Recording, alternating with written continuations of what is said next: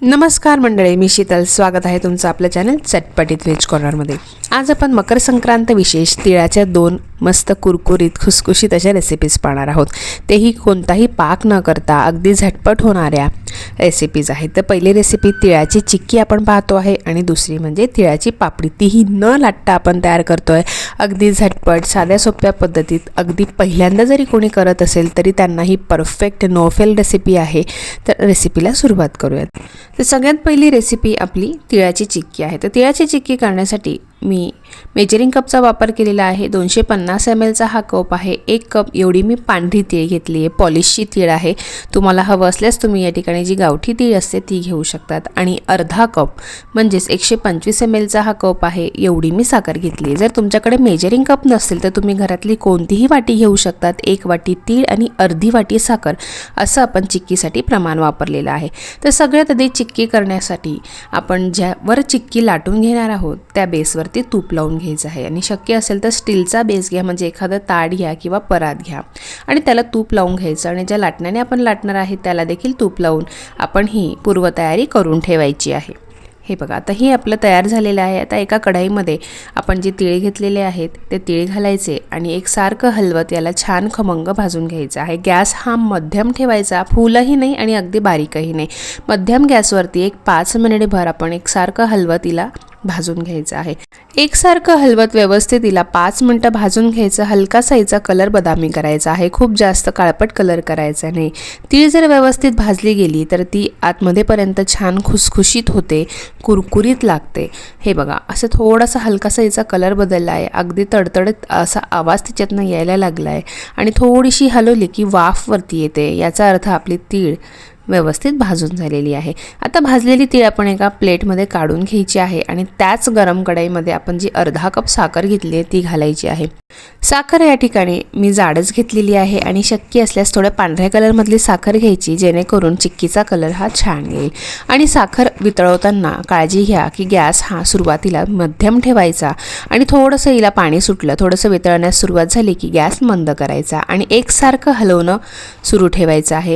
एकसारखं हलवल्यामुळे ही छान अशा मस्त कलरवरती वितळली जाते. जर आपण हलवणं बंद केलं तर खालच्या साईडने ती काळपट होईल. चिक्कीचा कलर आणि चव दोघंही खराब होईल. हे पहा, अवघ्या 5 ते 7 मिनिटात ही साखर पूर्णपणे वितळण्यास सुरुवात होणार आहे. साखर सुरुवातीला वितळायला सुरुवात झाली की ती थोडीशी फुलून येते. हळूहळू तिचा आकार कमी होतो आणि नंतर मग याचा अगदीच पाणी होतं आणि या पद्धतीने आपण ही साखर वितळवून घ्यायची आहे. हे बघा, जे आपण उलथनं किंवा स्पॅच्युला घेतला त्यावरची पण साखर काढायची आणि ह्या मिश्रणामध्ये घालून व्यवस्थित वितळवून घ्यायची आहे. हे बघा, अगदी सुंदर आपण ही वितळवून घेतली आहे. एकसारखं हलवल्यामुळे हिचा कलर खराब झालेला नाही आहे. अगदी मस्त कलरवरती ही साखर पूर्णपणे वितळलेली आहे. आता गॅस मी बंद करून दिलेला आहे आणि बंद केल्यावर परत तिला थोडंसं हलवून घ्यायचं, म्हणजे यात जे काही बारीक सारीक खडे असतील साखरेचे ते पूर्णपणे वितळतील. हे बघा, अगदी मस्त असं हे वितळून झाले. आता पुढे जराही वेळ न करता यामध्ये आपण जी भाजून घेतलेली तीळ आहे ती घालून घ्यायची आहे. व्यवस्थित तीळ घातल्यावरती हे मिश्रण एकजीव करायचं आणि लगेचच आपण याची तिळीची चिक्की करायला घ्यायची आहे. हे बघा, सगळी तीळ आपण यामध्ये घालायची. व्यवस्थित सगळं हे एकत्रित करून घ्यायचं आहे. हे बघा, अगदी फास्ट, जराही वेळ न घालवता यापुढची प्रोसेस करायची आहे. हे पहा, व्यवस्थित हे मिक्स करून झालेलं आहे. आता आपण ज्यावरती तूप लावून घेतले त्या परातीवरती हे सगळं मिश्रण घालून घ्यायचं आहे. हे बघा, या पद्धतीने परातीवर आपण हे टाकून घेतलेलं आहे. कढईला जे लागलेलं आहे ते उलथण्याने व्यवस्थित सगळं एकत्रित करायचं आणि ह्या मिश्रणावर घालायचं. थोडंसं हाताने याला चौकोनी शेप द्यायचा प्रयत्न करायचा. थोडंसं हाताला तूप लावायचं. ती स्टेप दाखवायची राहून गेली आहे. मी थोडंसं हातांना तूप लावलं आहे आणि आपण याला थोडासा चौकोनी शेप दिलेला आहे आणि लगेचच आपण याला लाटायला सुरुवात करायची आहे. लाटताना थोडीशी ही विखरली जाते. परत आपण हिला थोडं जवळ करायचं. एकसारखं आपण सगळीकडनं हिला लाटून घ्यायचं. हे बघा, थोडंसं एकसारखा आकार देत देत जिथं जाड आहे त्या साईडला लाटून आपण ही चिक्की जितकी हवी तितकी बारीक लाटून घ्यायची आहे. तुम्हाला जर जाड आवडत असेल तर तुम्ही थोडंसं जाड ठेवू शकतात. बारीक आवडत असेल तर तुम्ही थोडं जास्तीचं लाटून घेऊ शकतात. हे बघा, हातांनी थोडंसं कोंबट मिश्रण आहे तोवर आपण याला आकार देत देत व्यवस्थित सगळीकडनं लाटून घ्यायची आहे. तुम्ही बघू शकतात, अगदी सुंदर पातळ अशी मी ही चिक्की लाटून घेतलेली आहे. जराही वेळ लागलेला नाही आहे, पटकन अशी ही चिक्की आपली लाटून होते. आणि हे मिश्रण थोडंसं कोंबट असतानाच यावरती आपण चिक्कीचे कट देऊन घ्यायचे आहे. हे बघा, थोडंसं कोंबट मिश्रण असतानाच याच्यावरती आपण कट देऊ शकतो. एकदा का हे मिश्रण कडक झालं तर आपल्याला तुकडे करायला अवघड जातं. त्यामुळे थोडंसं कोंबट मिश्रण असलं की लगेचच वरच्या साईडने आपण याला कट द्यायचे आहे. आपल्याला हव्या त्या आकारात आपण ही चिक्की कापून घ्यायची आहे. हे बघा, मी अशा चौकोनी शेपमध्ये ही चिक्की कट करून घेते आहे. हे बघा, सगळी चिक्की कट करून झाल्यावरती आपण हिला 5 मिनटं रेस्ट करायला ठेवायचं. नंतर ती लगेचच सेट होते. हे बघा, अगदी कुरकुरीत खुसखुशीत अशी तिळाची झटपट अशी चिक्की तयार झाली आहे. तेही आपण कोणताही पाक न करता. पाक पुढे जाण्याची भीती नाही, पाक कच्चा राहण्याची भीती नाही किंवा पाक ओळखण्याची सुद्धा टेन्शन नाही. अगदी कुरकुरीत अशी आपली ही तिळाची झटपट चिक्की तयार झालेली आहे. हे बघा, ह्या संक्रांतीला तुम्ही ही रेसिपी नक्की ट्राय करा. अगदी पहिल्यांदा जरी तुम्ही तिळाची चिक्की करत असाल तरी ती अगदी 100% परफेक्ट होईल. हे बघा, अगदी खुसखुशीत अशी आपली ही तिळाची चिक्की तयार झालेली आहे. हे बघा, अगदी सुंदर तिळाच्या लेयर दिसत आहेत इतपत ही खुसखुशीत कुरकुरीत आपली चिक्की तयार झालेली आहे. तर आपण आता पहिली ही तिळाची रेसिपी बघितलेली आहे. आता आपण तिळाची दुसरी रेसिपी म्हणजे तिळाची पापडी कशी करायची ते पाहतो आहे. तर सगळ्यात आधी आपण या ठिकाणी जे तिळाचं आणि साखरेचं प्रमाण घेतलेलं आहे ते अर्धा कप तिळ घेतलेली आहे आणि पाऊण कप आपण साखर घेतलेली आहे. या ठिकाणी मेजरिंग कपच्या प्रमाणात अर्धा कप एवढी तीळ आणि 1/3 कप एवढी साखर मी घेतलेली आहे. जर मेजरिंग कप नसतील तर तुम्ही घरातली 1 वाटी तीळ आणि पाऊण वाटी साखर घ्यायची आहे. आणि चिक्कीप्रमाणे ज्यावर आपण ही पापडी करणार आहोत त्याला तूप लावून घ्यायचं. ही पापडी करण्यासाठी आपण लाटण्याचा वापर नाही करणार आहोत, त्यामुळे असे चपट्या ताटलीला खालून तूप लावून ठेवायचं आहे. आता सगळ्यात आधी आपण तीळ कढईत घालायची आहे आणि ही व्यवस्थित भाजून घ्यायची आहे. हे बघा, व्यवस्थित हे एकसारखं हलवत आपण खमंग अशी तीळ 5 ते 7 मिनटं भाजून घ्यायची आहे. अगदी हलकासा बदामी रंग आला की आपण ही तिळाचा गॅस बंद करायचा आहे. तीळ अगदी खुसखुशीत होण्यासाठी छान भाजणं खूप महत्त्वाचं आहे. त्याशिवाय तिळाचा कोणताही पदार्थ छान लागत नाही. त्यामुळे एकसारखं हलवत थोडंसं तडतडीत आवाज आला, थोडीशी वाफ यायला लागली की गॅस बंद करायचा आणि आपली तीळ ही भाजून झाली आहे असं समजायचं. आता आपली तीळ 5 ते 7 मिनटात छान भाजून झालेली आहे. तिला आपण प्लेटमध्ये काढून घेतलं आहे.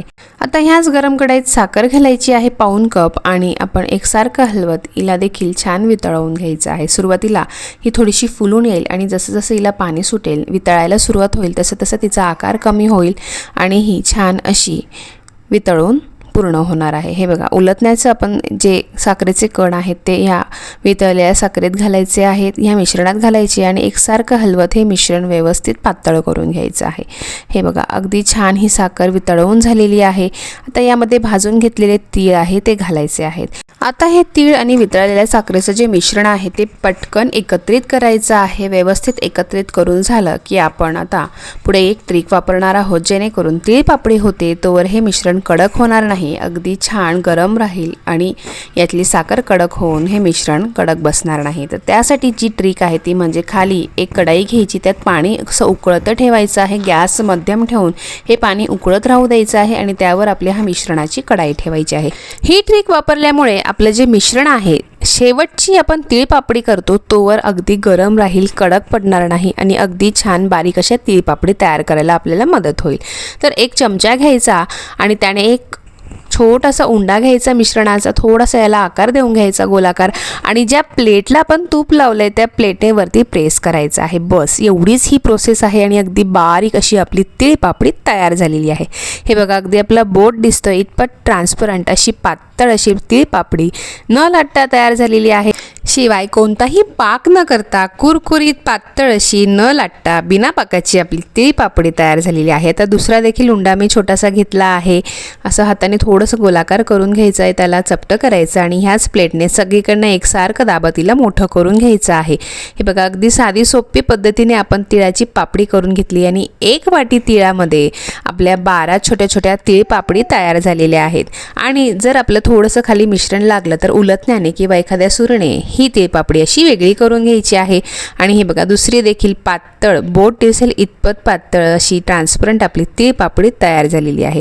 तर ह्याच पद्धतीने आपण पुढच्या देखील तिळपापडी तयार करून घेणार आहोत. तर घरातला एखादा पोहे खायच्या चमच्याने सुद्धा तुम्ही छोटासा उंडा घेतला तरी देखील चालणार आहे. हे बघा अगदी जवळून तुम्हाला दाखवते. अगदी साध्या सोप्या पद्धतीने उंडा घ्यायचा, त्यावरती या प्लेटने असं प्रेस करायचं, सगळीकडनं असं गोलाकार फिरवायचं आणि तिळपापडी तयार करून घ्यायची आहे.